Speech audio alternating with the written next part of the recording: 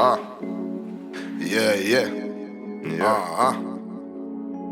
Yo. I told you I ain't running back no more. I don't care for what you saw. All these brothers flexing Gucci, don't worry about what I bought. I'll be coming with this magic, tell the girl to flex the floor. I'll be stepping in the building, tell my man to wax the floors. Car, I don't care about jewels now. I'll be riding shotgun, bro, D said the jeweler. I was bitten by the snakes, many come Medusa. Brody trapping on the floor like, come let's get that. He be telling me to whip it, I said nah, it's FIFA. If you said that men are trash, okay cool, I teased her. Getting back into this money, long time I seen her. If a nigga want that problem, body, you have to squeeze her. I was standing in the rain, it was cold like freezer. She like, baby, what's your name? Ish, then I leave her. I'll say the word snitch is a person that tells the truth to get themselves out the mud. That's why I say snitch is really. It's not telling a lie, it's just telling the truth to get themselves out the mud, that's it really. Someone that tells off you. Not tells off you, like goes and tells someone something that you told them not to tell. If you're snitching, you're going to tell the truth. But if you're snitching and telling the lie, you're just telling a lie. But it depends if it's your mate. If it's your mate, then you can't talk to them, they're not trustworthy. Because you're going to tell someone something, obviously not expecting them to tell no one. So if they've done that, they're the snake. Snitch, someone who you tell them, like someone who's got evidence, innit? Like someone who's basically snitch. You're not really involved with that person, but that person has the right to go and tell on you, so they know that you'll get in trouble. That's what I think it is, personally. It just means to me that if you just tell on someone for like, sometimes it could be for no reason, sometimes it can be for the good. It just, someone that tells on someone else, but it might not always be for the right reasons, could be for the wrong and stuff like that. Like being a snitch to some people is positive because you can get someone in trouble or you can get someone out of trouble, but in the middle, because sometimes snitches save lives, sometimes, and the negative is when someone does a crime. It's all mad, can't lie. With snitches, it's like sometimes they have it upon themselves that you might do the littlest thing and they might go run and tell someone, and you could be doing time or something like that. It's positive to tell the truth, of course.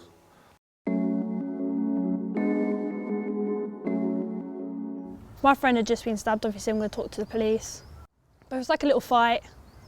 There's no point because there's fights everywhere, but if there was a fight and there happened to be a stabbing, I will talk to the police because someone's life is literally in danger. Like if someone ends up in hospital from something, I will talk to the police.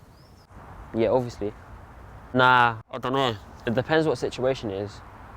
If they've like punched them, then no. But if they've killed them, then obviously, I don't know. I don't know. It depends what the situation is. Sometimes people snitch on other people for the wrong reasons. People don't like to call the police because then they might get tormented for it. So someone might go, oh, you told the police, we ain't talking to you or whatever like that. So people might think because they snaked a fight or something, people might not talk to them. So people don't really tell the police for their benefit as well.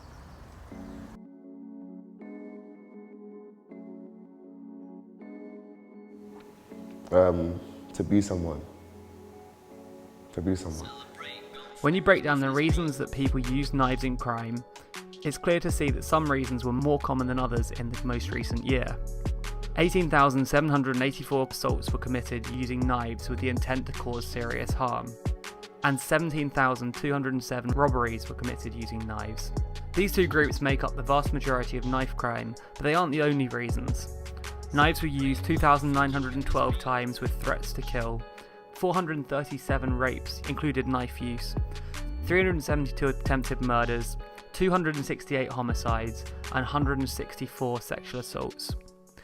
All of these types of knife crime increased during the last year, besides knife crimes which included sexual assault. It depends on what you've done. Most likely you're going to get stabbed. It makes me feel sick, but at the end of the day, this is what it is.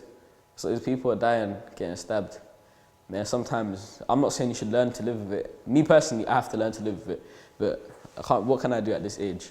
Like, a couple of my friends have been arrested and they are still locked up now. They're just nice people, you know, but some people end up doing the wrong things for the wrong people.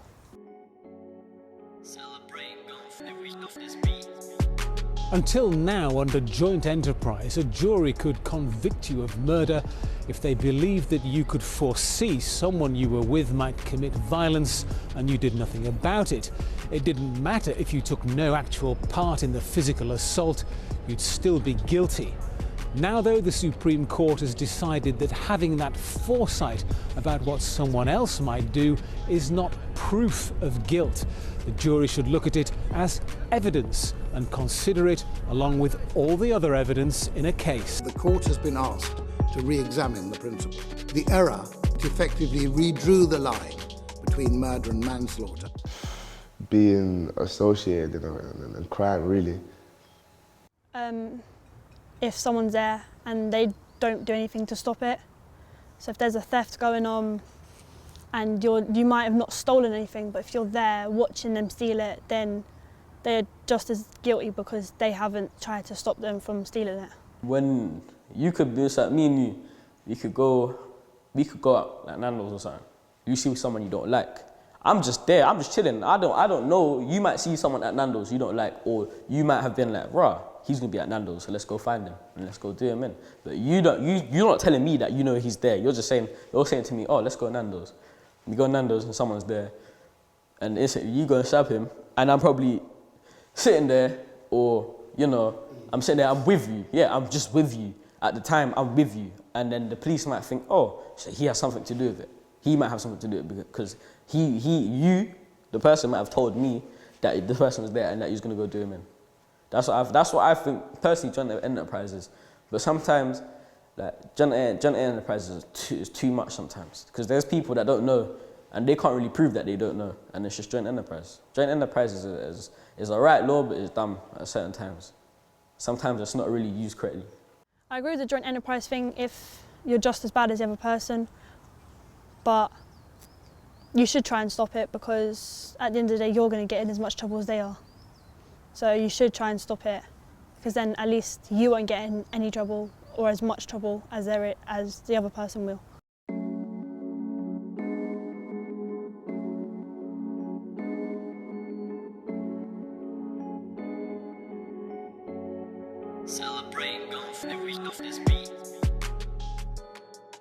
With an estimated 1.259 million violent crimes committed within the last year.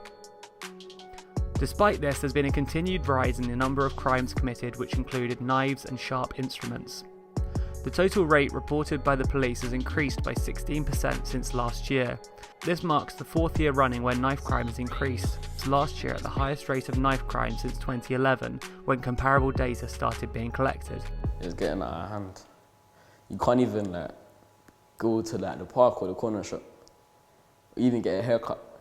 You can't even go and see one of your lady friends or one of your guys because it's sad, people are dying all the time. Knife crime and gang crime, it's just not it. Why would you want to stab someone and take someone's life? It does worry me sometimes because I feel like I could step outside my house and there could be someone waiting for me with a knife, or I could get jumped by a group of people and there could be a possibility that I could be stabbed. It just worries me because you never know what could happen.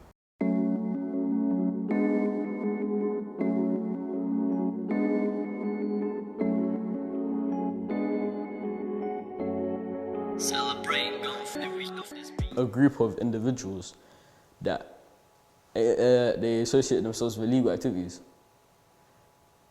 A gang that's someone that's together. There's always a ringleader, and there's always the people that follow the ringleader. Followers, sheep. Like how you heard the sheep, then the sheep follow you. Because you're running around for someone and someone's telling you to go do something, you're gonna go follow and do it.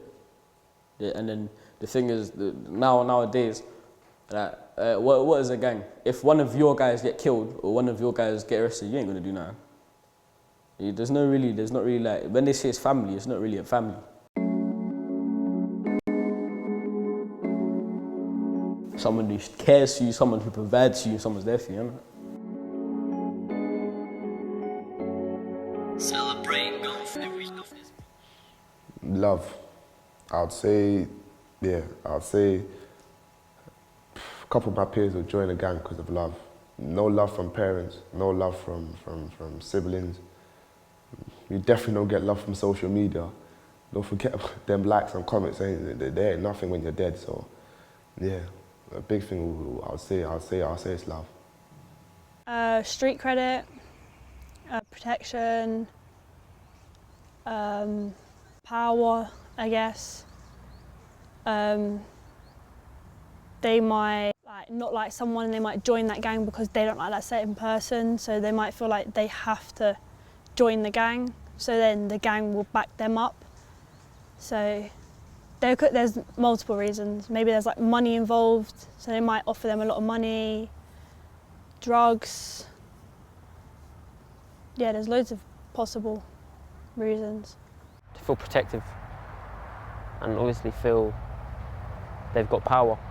So therefore, having a group of friends that pretend to be your friend, have you in this circle where you feel safe, but then peer pressure comes to it. So therefore, you do stupid things to impress people, or you do this and that to make them feel good. You forget about yourself. They're basically grooming them. Some gangs will be like, listen, hey, your family don't care about you, man, we got you. And they ain't got you.